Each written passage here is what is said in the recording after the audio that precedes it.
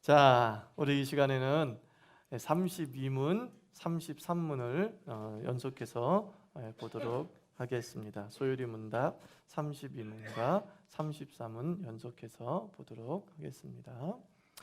자, 32문을 한번 같이 읽어볼까요? 32문을 같이 읽어봅니다. 시작.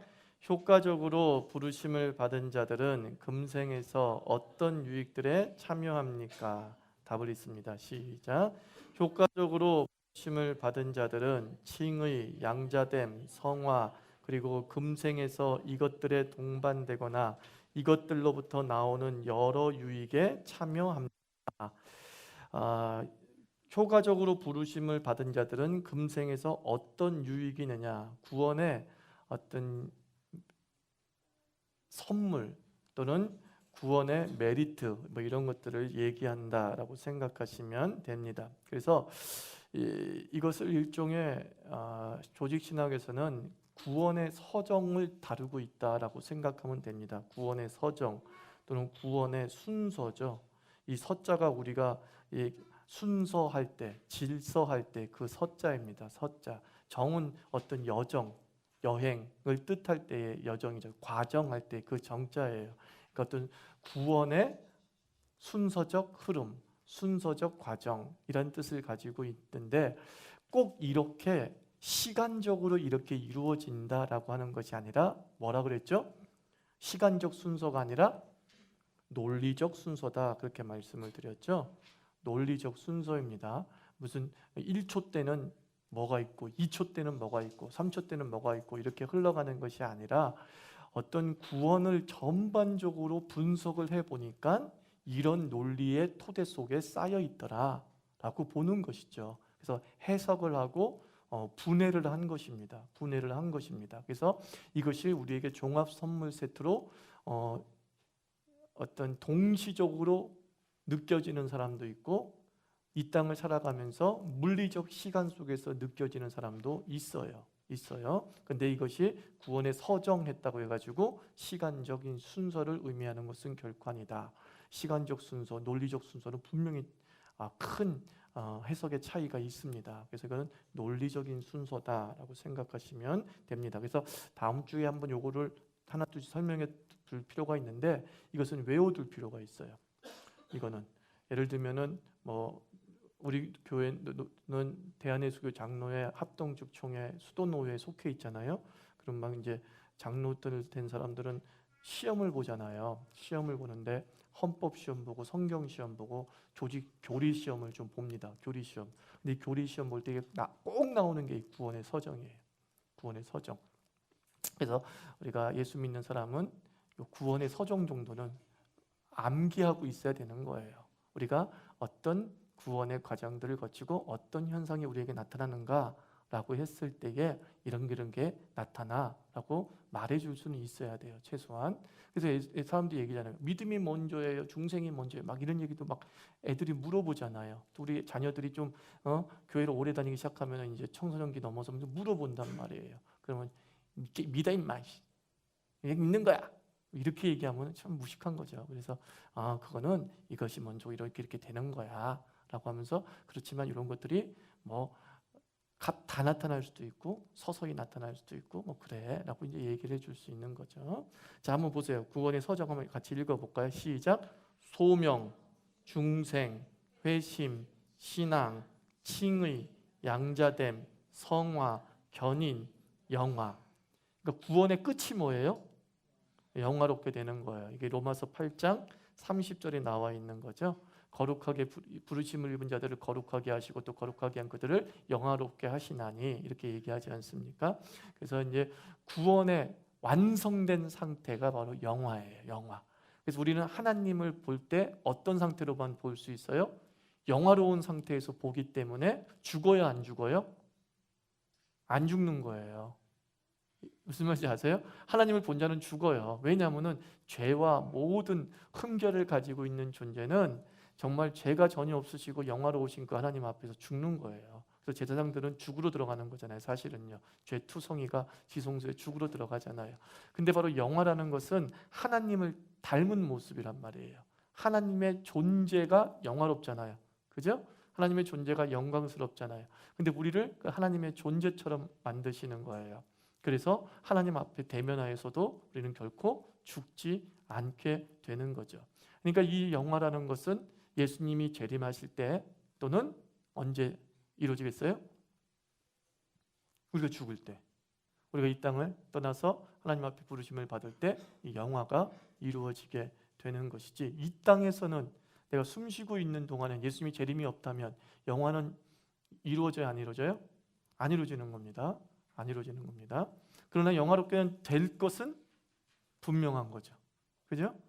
이 땅에서 내가 영화는 못 보지만 영화롭게 될 것은 너무나 분명해요. 왜냐하면 영화롭게 되지 않는다는 말은 무슨 뜻이에요? 구원 못 받았다 그런 뜻이 되기 때문에, 하나님 앞에 못 선다 그런 뜻이 되기 때문에 이런 구원의 서정이 있어요. 다시 한번 읽어볼까요? 시작. 소명, 중생, 회심, 신앙, 칭의, 양자됨, 성화, 견인, 영화, 요 과정이 있습니다. 몇 개죠? 9개죠. 그죠? 9가지 단어 외워두십시오. 외워두십시오. 집에 가서 한번 좀 외워두세요. 그리고 다음 주에 자기가 외운 단어를 가지고서 요거는 무슨 뜻이고 무슨 뜻이고 짤막하게 설명해 드리겠습니다. 근데 중요한 것은 이 구원의 서정이 곧 누구의 주도적 사역이에요? 네, 성령 하나님의 주도적 사역이라는 게 중요합니다. 여기에 구원에 있어서 인간의 행위가 주도되지 않는다라고 하는 것이 우리 개혁신학의 기본이에요. 우리 장로교의 개혁신학의 기본은 무조건 모든 구원에는 인간의 행위는 참여할 뿐이지 원인은 되지 않는다는 것입니다. 그래서 이 소명과 중생과 회심과 신앙과 칭의와 양자됨과 성화, 견인, 영화 다 누구의 사역이에요?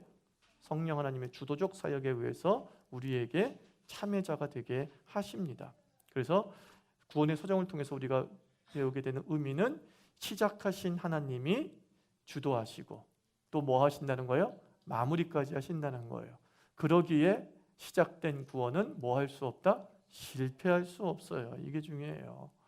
우리의 행위에 기인한다고 한다면 실패, 성공, 확률이 반반으로 나눠질까요? 아니면 9대1로 나눠질까요? 아니면 10대0으로 갈라질까요? 10대0이죠. 우리 인간에게 구원의 결과가 맡겨진다고 한다면 구원받을 사람이 있을 수 있겠어요? 없겠어요? 없죠. 선을 행할 수 있는 사람이 한 명도 없잖아요. 그죠? 선을 행할 수 있는 자 한 명도 없어. 근데 네 행위에 따라서 구원이 돼라고 한다고 한다면 구원은 시작부터 벌써 실패작인 것이에요. 근데 우리의 구원이 실패일 수 없는 이유는 이 모든 원인자가 바로 성령 하나님이시기 때문에 그래요. 실패하지 않으시는, 무능하지 않고 전능하신 하나님, 모든 제약과 한계를 뛰어넘으시는 그 하나님, 그 어떤 방해 공작에도 무너뜨릴 수 없는 창조주 하나님이 이 구원을 주도하시고 시작하시고 마무리하시기 때문에 구원은 실패할 수 없는 거예요. 실패할 수 없는 것. 이게 중요한 우리 신앙 고백입니다. 자, 그러면 그 구원의 서정 속에, 즉 효과적 부르심 속에 우리가 그 효과적 부르심의 혜택을 얻고 있는 것 중에 이제 첫 번째로 이제 얘기하고 있는 게 이제 칭의라 얘기합니다. 칭의, 혜택. 구원의 서정에 칭의 앞에 뭐 회심이니 뭐 이런 것도 있는데 그거는 혜택이 아니에요?라고 하는데 그거는 이제 이 칭의까지 오기까지의 준비 과정이다라고 보시면 되는 거예요. 이제 피부로 느껴지는 나에게 정말 이런 혜택이 주어졌구나라고 하는 가시적이라기보다는 본격적인 선물의 형태라고 보시면 됩니다. 그래서 금생에서 얻을 수 있는 유익이 무엇입니까? 라고 얘기하는 거예요. 그러니까 그 전까지는 효과적 부르심이고, 칭의 전에 구원의 서정에 나와 있는 그 칭의 전에는 효과적 부르심이고, 그 효과적 부르심의 결과로 나에게 나타나는 유익들을 이제 칭의부터 다루게 되는 거예요. 내게 이런 변화가 생기기 시작하는 거예요. 칭의, 영어로는 justification이라고 합니다. 자, 칭의를 한번 읽어봅니다. 시작. 칭의란 하나님의 자유로운 은혜.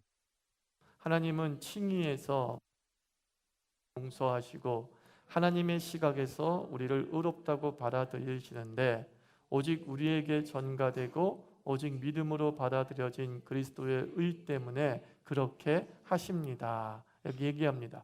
그래서 여기서 중요한 몇 가지를 뽑아낸다면 하나님의 자유로운 은혜의 행위, 또 하나는 우리의 모든 죄를 용서하시고, 그다음에 하나님의 시각에서 의롭다 하시고, 그리고 마지막으로는 우리에게 전가되어지고, 이렇게 되는 거예요. 이 부분을 우리가 칭의에서 중요하셔야 다루게 될 내용입니다. 칭의의 단어적 의미를 이제 살펴보면, 자, 하나님의 자유로운 은혜의 행위로서 우리가 칭의, 의롭다함을 얻었다는 거예요. 칭의가 우리말로 번역하면 의롭다함을 얻었다, 또는 의롭다한 여김을 받다, 이런 뜻이에요. 의롭다함을 얻었다, 또는 의롭다 여김을 받다, 이거예요. 의롭다 여김을 받다라는 거예요. 이거는 칭의는 의인과는 다른 말이죠. 왜냐하면 내가 완전하게 죄를 안 지어서 된 의의 상태가 얘기하는 것이 아닙니다. 내가 아직 의가 아니야. 내가 아직 의인이 아니야. 근데 내가 너희를 의인이라고 여길게. 그게 칭의란 단어예요. 이해가 되십니까? 내가 의인이기 때문에 칭의한 게 아니라 의인이 아닌데도 하나님이 자유로운 행위로서 너를 의인으로 볼게. 이게 칭의란 단어의 의미입니다. 그래서 나의 상태에 의해서 하나님이 넌 좀 깨끗하니까 100점, 너는 좀 조금 지저분하니까 90점, 그렇게 줬다는 게 아니에요. 다 0점짜리들인데 내가 너를 100점으로 줄게 할 때의 의미가 칭의예요. 칭의. 말은 하나님이 마음대로 하신다는 뜻이 아니라 사람의 행위에 구속되거나 제한받지 않으신다. 앞서 설명한 그것을 얘기하고 있는 거예요.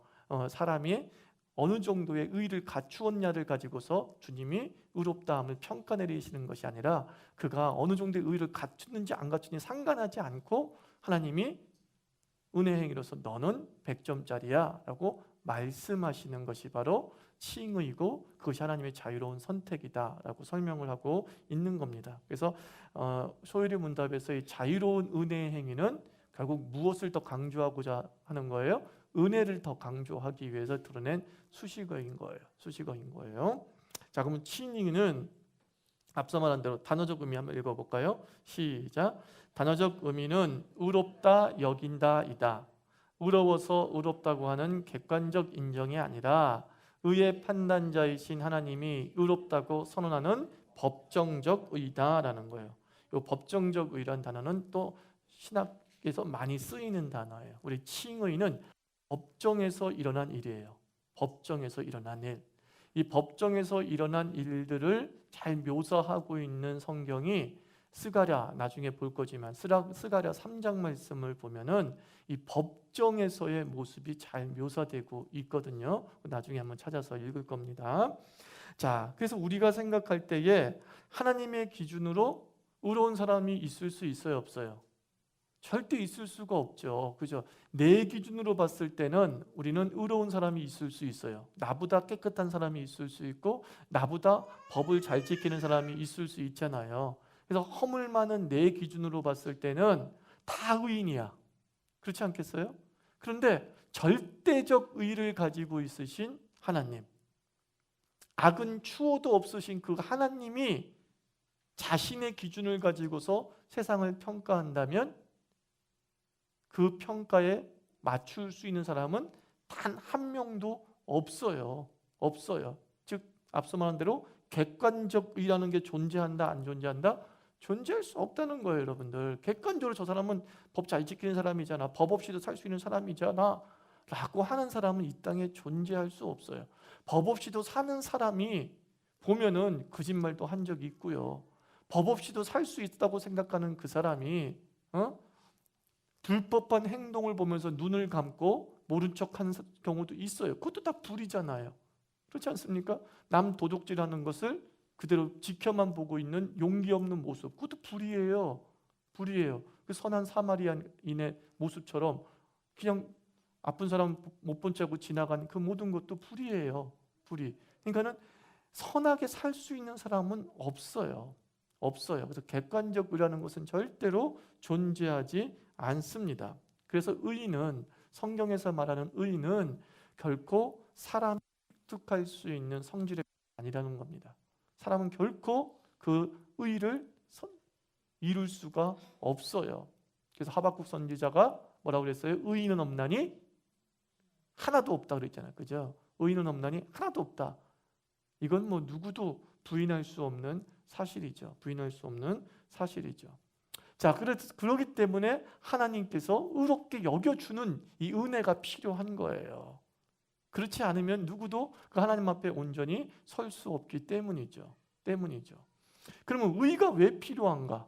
의가 왜 필요한가? 의의 반대말이 뭐예요? 예? 불의예요? 예? 죄죠. 그렇죠. 죄. 의의 반대말이 죄야. 의인의 반대말은 죄인이지 의인이지 않은 사람이 아니죠. 의인의 반대말은 죄인이란 말이에요. 그러니까 죄인은 누구 앞에 못 서요? 하나님 앞에 못 서잖아요. 그죠? 하나님 앞에 구원은 하나님 앞에 서게 하는 것이고 하나님을 닮아가게 하는 거란 말입니다. 그죠? 하나님의 자녀가 되게 하는 거란 말입니다.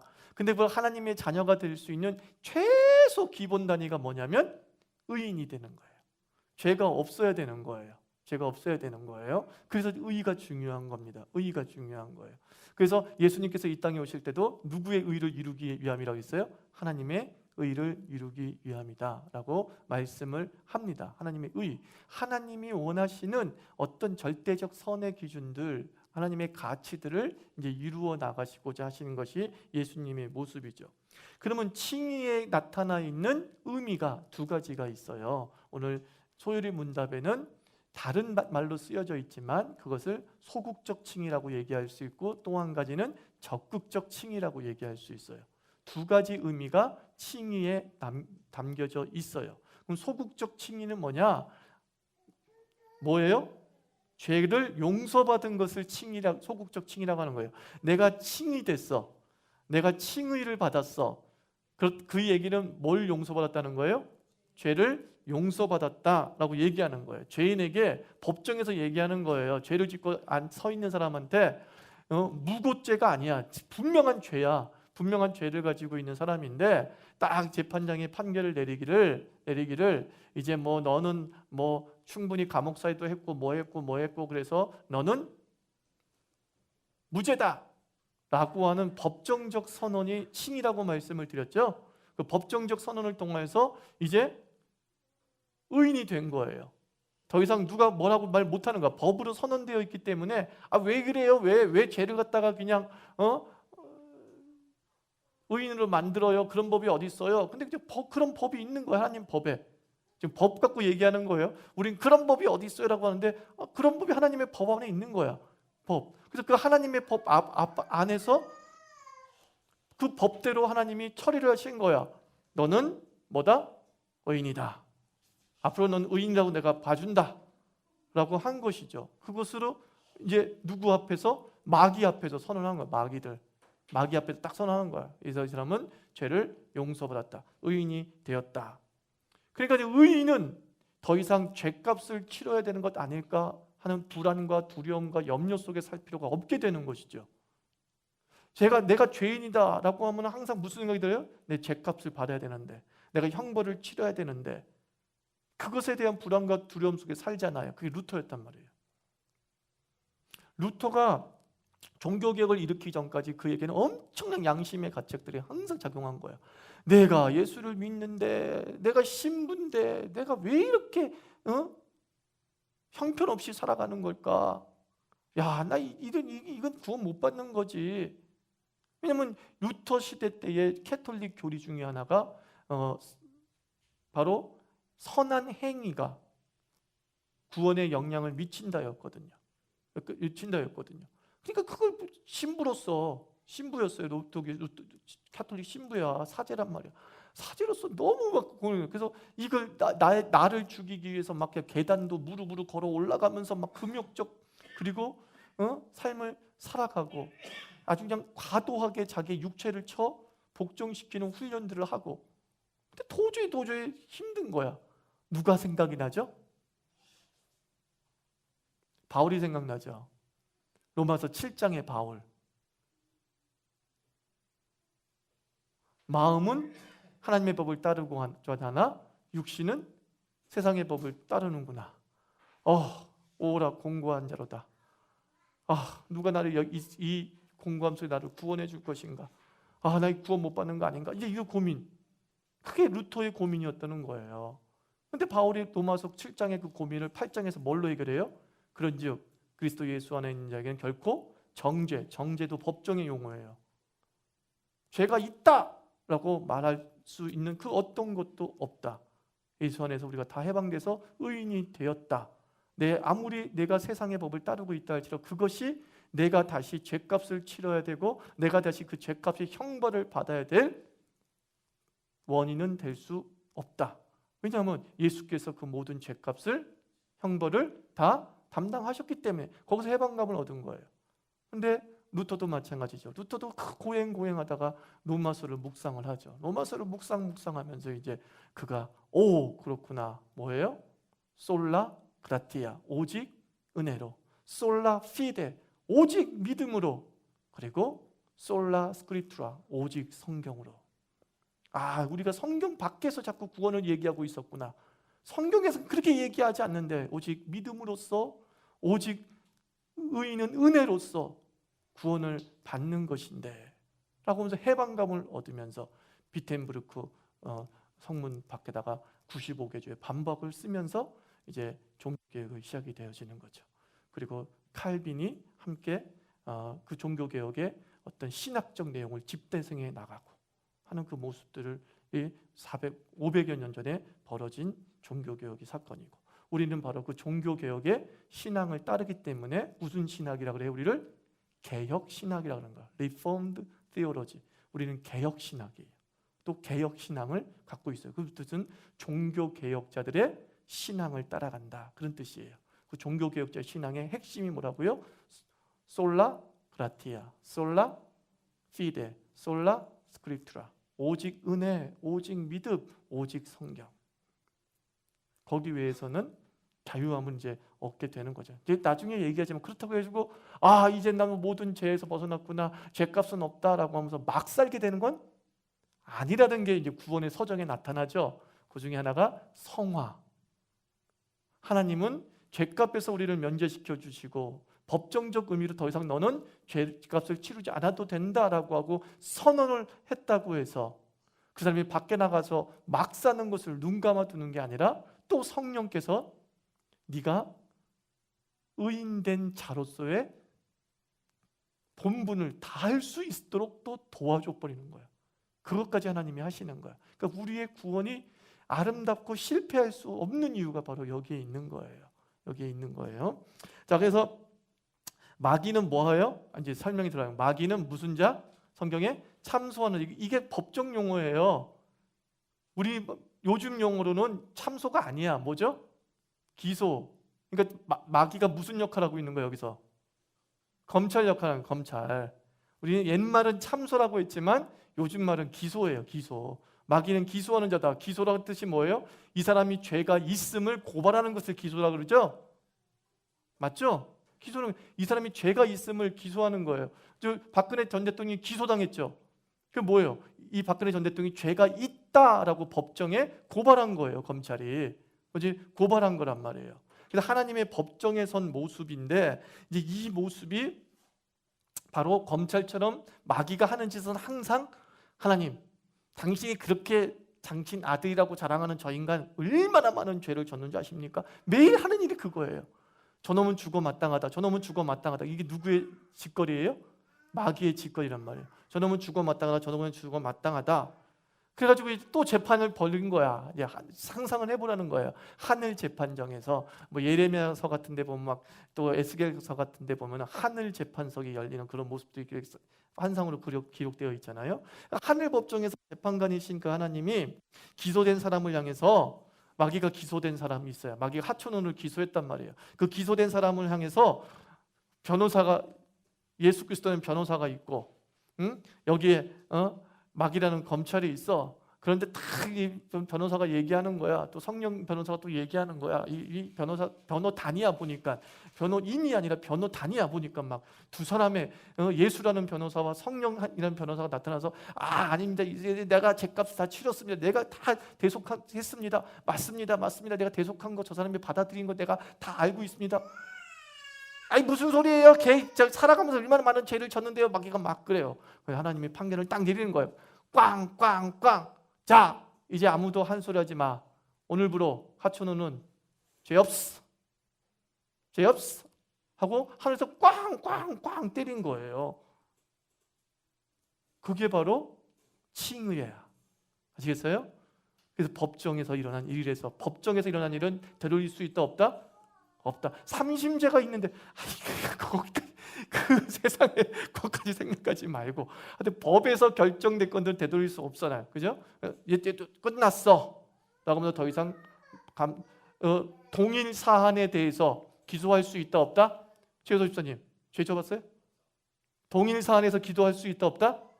없다. 마귀는 이제 끝났게 우리를 기소할 없어요. 더 이상 마귀는. 법으로 따지자고 한다면 그렇게 되는 거예요.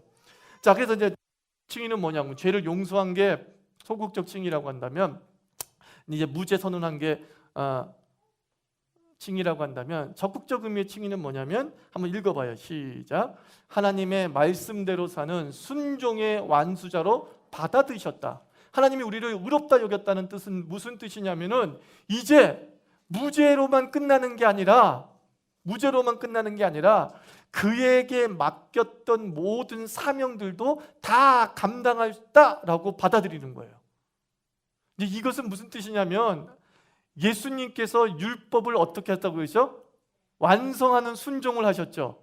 그죠? 완성하는 순종을 하셨어요. 십자가의 죽으심으로 죄를 대속하신 일도 하셨고, 그 다음에 십자가의 죽으심으로 율법을 완성하는 순종을 보여주셨단 말이에요. 근데 아담은 그 순종의 실패자예요? 성공자예요? 실패자잖아요. 그죠? 이 땅은 생육하고 먹는 땅을 일단 다스리고 선악을 알게 한 나무를 먹지 말라는 하나님의 뜻과 하나님의 법을 불순종해서 실패했단 말이에요.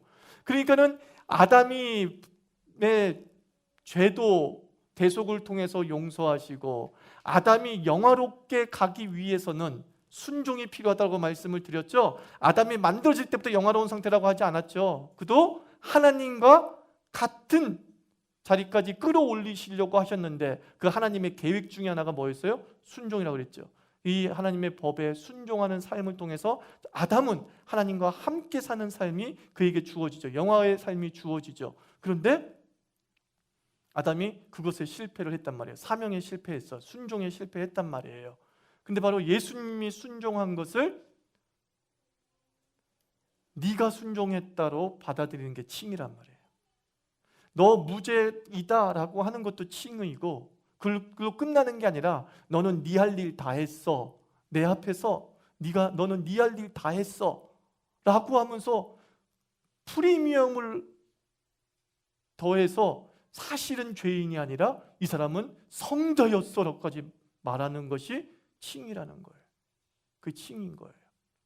자, 그래서 스가랴서 3장 한번 다 찾아보세요. 자, 성경 스가랴서 3장 다 찾아보십시오.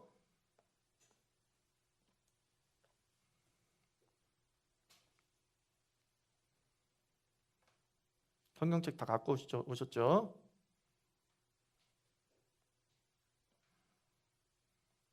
자, 스가랴 3장 1절부터 우리 4절까지 한번 읽어보도록 하겠습니다.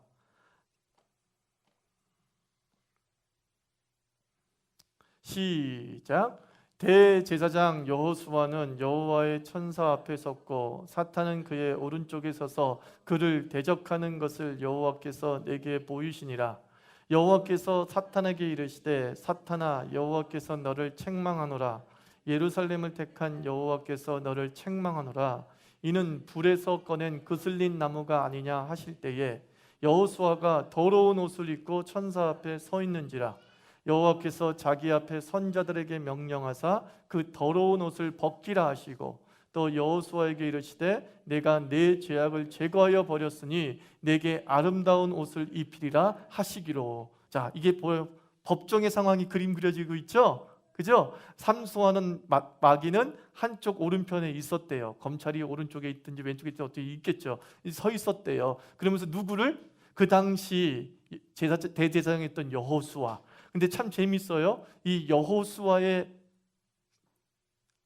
신약 시대의 이름이 뭐라 그랬어요? 예수. 아람어로는 예수, 히브리어로는 여호수아.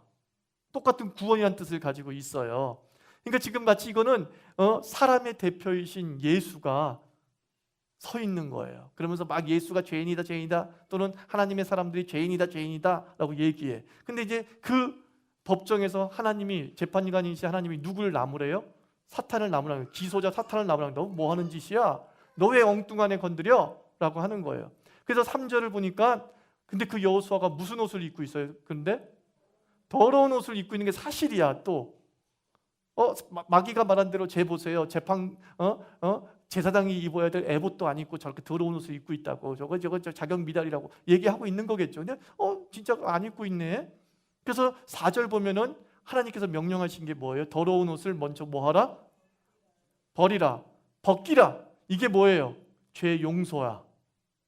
에? 죄 용서야. 그 다음에 그걸로 끝나지 않아서 벌거벗은 상태로 남겨놓은 게 아니라 뭐예요?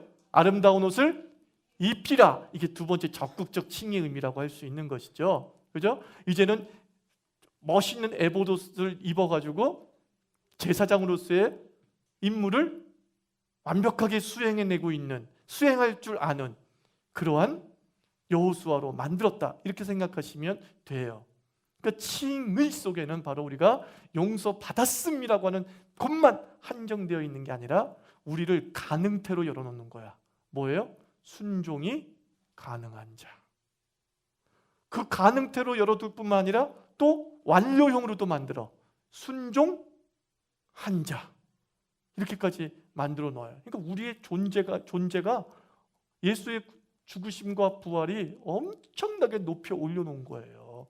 우리의 존재가 그냥 죄만 없어진 상태가 아니라 본질의 변한 거예요. 그래서 이 본질의 변화기 때문에 이 본질의 변화를 표현하는 단어가 뭐라 그랬어요? 중생. 그죠? 본질이 변화된 이 칭의는 혜택이고 그 본질의 변화가 일어남으로 말미암아 이런 혜택을 우리가 누리게 된 것이죠. 중생은 이 본질의 변화예요. 완전하게 그래서 거듭난 것이에요. 새롭게 창조된 상태가 되었어요. 그래서 우리는 자격이 있는 자가 됐어요. 자격이 있는 자가 되었기 때문에 그 칭의 다음에 뭐가 나오죠? 양자됨이 나오는 거예요. 너 이제 깨끗하고 옷도 잘 입고 순종도 잘하고, 그래서 야, 너는 내 아들 될 자격이 뭐예요? 충분하다. 내 아들로 들어와. 양자가 어댑션이에요. 수양 아들로 받아들인다는 거예요. 내 아들로 받아들일게 라고 말씀하는 거예요. 그래서 이렇게 논리적인 순서다라고 말씀을 드리는 거예요. 자, 그래서 죄를 짓기 전에 아담의 상태로 돌아간만이 구원이 아니라 아담이 못당한 무엇이 남아있다? 순종이 남아있다. 아담이 실패한 순종을 예수님이 완전 순종하셔서 하나님의 의를 만족시키셨다. 근데 칭의 속에서는 마치 그 순종도 누구 것이다라고 얘기하는 거예요? 예? 그 순종도 네 거다 라고 말씀하는 의미가 담겨져 있어요. 그래서 사도행전 26장 18절에도 아까 말씀드린 스가랴서 3장 3절 4절 말씀과 비슷한 구조로 되어 있다 이렇게 말하는 거예요. 사탄의 권세에서 하나님께로 돌아오게 하고 죄사함과 이렇게 되어 있죠. 그죠? 죄사함과, 이게 이제 소극적 칭의를 설명해요. 근데 여기서 끝나지 않고 나를 믿어 거룩한 무리 가운데서 무엇을 얻게 하리라? 기업을 얻게 하리라. 이건 적극적 칭의의 의미가 담겨져 있어요. 그래서 칭의, 의롭다함을 받았다는 것은 이 두 가지 의미가 있다라고 생각하세요. 내가 의인이 되었다. 그리고 뭐예요? 순종까지도 할 수 있는 자가 사명의 완수자로서도 평가를 받는 거예요. 이게 다 누구의 은혜예요? 하나님의 은혜를 얘기하는 거예요. 전혀 우리는 완수도 못했는데, 전혀 우리는 죄에 깨끗하게 살려는 의지도 없었는데도 불구하고 좋아, 괜찮아, 괜찮아 라고 말씀을 해요. 자, 그래서 적극칭의란 의로운 자가 누릴 영광의 보증인 셈이다. 죄인이 감옥에서 죄값을 치르고 출소했다. 그렇죠? 이제 사회인으로 취직에 제약이 없고 어디든 다닐 수 있게 되었다. 그게 뭐예요? 칭의라는 거예요. 죄만 용서받았으면 아무 의미가 없어. 우리나라에서 죄만 용서받고 죄값 다 치르고 나왔어. 죄값 다 치고 나왔으니까 그 사람은 의인이에요, 아니에요? 사실 의인이잖아요. 죄값 다 치르고 나왔으니까 의인이죠. 의인이죠. 더 이상 그 죄에 더 묻지 않아야 되죠. 근데 우리는 어때요? 꼬리표가 항상 붙어 다니죠. 저 죄값 치렀는지 모르겠지만 우리 회사 치료 못. 저 사람 죄값 치렀는지 모르겠지만은 내 사익감으로는 못 줘. 되는 거죠. 근데 그 칭의 속에서는 과거를 더 이상 묻지 않고 용서됐니? 끝났니? 좋았어. 너는 우리 회사에서 일할 만한 충분한 자격이 있고 능력이 있어? 일해. 근데 잘 일해. 잘했어. 이렇게 얘기해 주는 것이다 라고 생각하시면 됩니다. 자, 그리고 마지막 전가된 칭의. 근데 우리의 칭의는 뭐라고요? 전가된 칭의예요. empty. 이게 다른 사람에 의해서 들어온 그러한 칭의예요. 그래서 예수 그리스도께서 의를 이룬 것이 내 것이 되었다라는 게 전가예요. 예수 그리스도께서 이루신 것이 내 것이 되었다라는 겁니다. 내가 의를 이룬 게 아니라 예수께서 의를 이루었는데 그 예수께서 의를 이룬 것이 내 것처럼 여겨질 때에 쓰는 단어가 전가예요. 그럼 내 것이 될 수 있는 방법이 뭐냐? 무엇으로서? 믿음으로써. 믿음으로써 예수께서 이루신 의가 내 것이 되는 거예요. 근데 그 믿음으로써라고 했을 때 우리가 분명히 공부했어요. 영어에는 뭐라고 적혀 있어요? by라고 적혀 있다고 그랬죠? 전치사 by가 붙어 있다고 그랬어요. by는 뭐예요? 통로, 수단을 의미하는 것이라고 그랬죠? 원인자를 얘기하는 게 아니라 그랬죠? 사람의 사람이 믿는다는 행위로서 의가 전가되면은 어떤 일이 벌어지냐면은 그 구원이 사람의 믿느냐 안 믿느냐로 판가름되게 된다. 이렇게 말씀을 드린 적이 있죠? 그러니까 어떤 사람이 안 믿으면 그 구원은 아무 효과도 없게 되는 의미가 되는 거예요. 근데 개혁신학은 얘기하는 게 뭐냐면 믿음은 행위를 의미하는 게 아니라 수단과 통로라는 거예요. 그래서 하나님이 믿음이라는 통로를 우리에게 주시고 믿음이라는 수단까지 우리에게 주셔서 어떻게 해요? 그 의를 받아들일 수 있게 하는 거죠. 그래서 이 믿음은 너희에게서 난 것이 아니니 오직 하나님의 선물이니라 라는 에베소의 말씀. 그래서 우리는 믿는 것이 아니라 정확하게 얘기하면 믿게 되는 거예요. 이게 정확한 표현이에요. 우리는 믿게 돼요. 믿음을 선물로 주세요. 통로를 선물로 주세요. 통로를 선물로 주셔가지고 내가 예수님이 나를 위해서 죽으셨다는 게 믿게 돼. 예수님이 나를 위해서 부활하셨다는 게 믿게 돼. 예수님이 모든 의를 이루시고 이게 네 거야 라고 하는 것을 받아들이게 돼. 그게 믿음인 거예요. 그게 구원의 믿음인 거예요. 역사하는 믿음이 아니라 구원의 믿음인 거예요. 그 믿음조차도 누가 역사하신 것이다? 하나님이 역사하신 것이다 라고 말하고 있습니다. 이게 바로 전가된 의라는 의미 속에 담겨져 있어요. 그래서 우리에게 한번 주어진 구원은 다시 번복될 수 없습니다. 번복될 수 없어요. 구원받지 못한 사람처럼 보이는 수는 있어도 정말 구원을 못 받은가 우리가 확증할 수는 없는 거예요. 정말 구원받지 못한 사람 같아 하고 이렇게 고개를 갸우뚱할 수는 있겠지만 구원받지 못한 사람이야 감히 말할 수는 없어요. 왜냐하면 그가 믿음의 고백만이 있는 것이 분명하다면, 너 예수님이 나를 위해서 죽으신 거 나 믿어 라고 하는 부분들에 대해서 흔들리듯 얘기하든 흔들리지 않고 확고하게 얘기하든 그 입술 속에 신앙 고백이 따라온다면 우리는 일단 돼요. 그래서 우리는 어떤 기도를 드려야 돼요? 하나님 아버지, 우리 주변의 사람들이, 내 사랑하는 사람이, 또 내 자녀들이 하나님 아버지 마음속에 그런 확신이 잘 들어가게 해주세요 라고 하면서 하는 기도가 있을 뿐인 것이, 구원이 됐느냐 안 됐느냐고 하는 염려 속에 살아갈 필요는 없어요. 왜냐하면 그것은 우리의 영역이다 아니다? 우리의 영역이 아니에요. 우리의 영역은 무엇입니까? 외적 부르심의 의무를 감당하면 되는 거예요. 제가 얘기했죠? 내적 부르심과 외적 부르심이 있어요. 내적 부르심은 성령님께서 부르시는 것으로서 결코 뭐예요? 거부할 수 없다라는 것이죠. 외적 부르심은 뭐예요? 우리가 복음을 전하고 가르치고 인도하는 것이 외적 부르심이라고 했어요. 또는 고난의 환경을 통해서 스스로 깨닫는 것도 외적 부르심에 해당이 돼요. 그 외적 부르심은 저항할 수 있다 없다? 저항할 수는 있다. 그렇지만 이 내적 부르심과 외적 부르심이 항상 어떻게 해요? 동반자처럼 같이 가면서 번개를 일으키는 경우가 굉장히 많아요. 거의 그래요. 그래서 우리가 해야 할 일은 이 내적 부르심의 상태를 외적 부르심의 형태로 이렇게 끄집어낼 수 있게 하는 역할을 감당하는 거예요. 확신을 가지고 저 사람은 분명히 내적 부르심을 받은 자일 거야. 내 자녀는 내적 부르심을 받은 자일 거야. 내 배우자는 내적 부르심을 받은 자가 확실해. 확신을 가지고서 우리는 어떤 일을 감당하는 거예요? 외적 부르심을 하는 거예요. 외적 부르심. 이렇게 막 저 밑에 보물이 있는 게 분명해 라고 곡괭이질을 하는 거죠. 계속 곡괭이질을 막 하다 보니까 진짜 100m, 200m 파고 내려갔더니만 거기에 다이아몬드 원석이 있네. 와, 유레카 이렇게 되는 것이죠. 그래서 우리가 하나님의 구원에 있어서 성령의 주도적 역할이 의미하는 건 내가 아무것도 할 일이 없다라는 것을 보여주는 것이 아니라, 하나님이 부어주신 구원은 그 어떤 것도 빼앗지 못하는 확실성을 우리에게 보여주고자 하는 것이 핵심이지, 나는 아무것도 안 해도 돼? 그러면 저절로 구원받지? 라고 하는 것에 방점을 찍는 게 아님을 기억.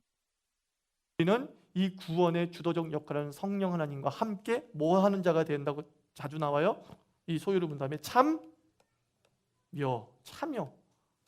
거예요. 우리 적극적으로 내적 부르심에 우리도 참여해서 외적 부르심의 통로가 되고, 그죠? 의롭다 여기심을 하는 그 칭의적 행위에 우리도 참여하여서 그 의롭다 하심에 대해서 감사하면서 내가 이제 의인으로 살아야지라고 의지적 결단들도 따라 나오고 하는 것이 필요한 것입니다.